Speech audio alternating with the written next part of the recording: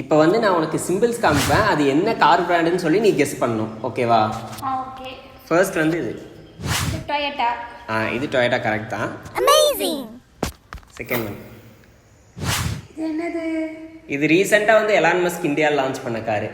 Tesla. Tesla correct. இது என்னன்னே தெரியல, இது என்ன மாடல்னே புரியல.